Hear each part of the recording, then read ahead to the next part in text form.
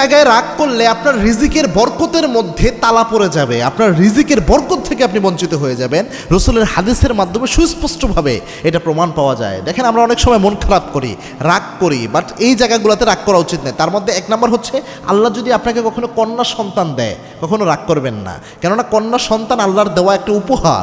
আল্লাহ যখন কোনো বান্দার ওপর খুশি হয়, আল্লাহ যখন কোনো বান্দাকে খুশি করতে চায়, তখন আল্লাহ তাকে পুত্র সন্তান দেয়। আর আল্লাহ যখন নিজে কোনো বান্দার উপর খুশি হয়, তখন আল্লাহ তাকে কন্যা সন্তান দেয়। সুবহানাল্লাহ। এবং কি আল্লাহর হাবিব সাল্লাল্লাহু আলাইহি ওয়াসাল্লাম জানিয়েছেন যে আল্লাহ রাব্বুল আলামিন যদি কাউকে একটা কন্যা সন্তান দান করেন, ওই কন্যা সন্তানকে যদি কেউ সুন্দরভাবে লালন পালন করতে পারে, ওই ব্যক্তি আল্লাহর জান্নাতি হয়ে যায়। সুবহানাল্লাহ।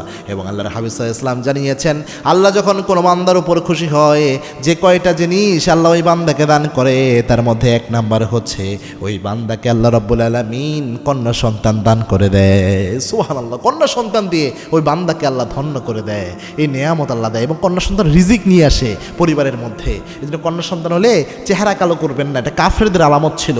এটার মাধ্যমে আপনার তাকদীর থেকে রিজিকের বরকত উঠে যেতে পারে। দুই নাম্বার হচ্ছে, আপনার ঘরে যদি মেহমান আসে, মনে রাখবেন মেহমান রিজিক নিয়ে আসে, যতটুকু খাবে এর ডবল রিজিক আপনাকে আল্লাহ দান করে দিবেন। এটা গুরুত্বপূর্ণ একটা বিষয়। এবং আল্লাহর হাবিব জানিয়েছেন যে এই জিনিসগুলো আপনাকে আল্লাহ রাব্বুল আলামিন খুশি হয়ে দান করে, তার মধ্যে একটা হচ্ছে আপনার ঘরে আল্লাহ মেহমান পাঠায়। তিন নাম্বার হচ্ছে, আপনার যদি অসুস্থতা হয়, কোনো অসুস্থ হচ্ছেন, পরিবারে কেউ অসুস্থ হচ্ছে, আপনি এটাকে গালি দিবেন না, রাগ করবেন না এটার উপর যে আল্লাহ শুধু আমাদেরই দেখে, আর কাউকে আল্লাহ দেখে না, সব রোগ ব্যাধি বুঝি আল্লাহ আমাকেই দিতে মন চায়। এরকম কথা, এরকম শেকায়াত, এরকম কষ্ট মনের মধ্যে আল্লাহর উপর খুব ঝাড়বেন না, তাহলে আল্লাহ নারাজ হয়ে যেতে পারে। কারণ আল্লাহর হাবিব সাল্লাল্লাহু আলাইহি ওয়াসাল্লাম জানিয়েছেন, আল্লাহ তার বান্দাকে এমন কোনো রোগ দেয় না যেই রোগের মাধ্যমে আল্লাহ বান্দার গুনাহ ঝরায় না, এবং বান্দার যে জ্বর হয় এটার মাধ্যমেও বান্দার গুনাহ ঝরে যায়। পায়ে যে কাটা বিদ্ধ হয় বান্দার, এটার মাধ্যমে বান্দার গুনাহ ঝরে যায়।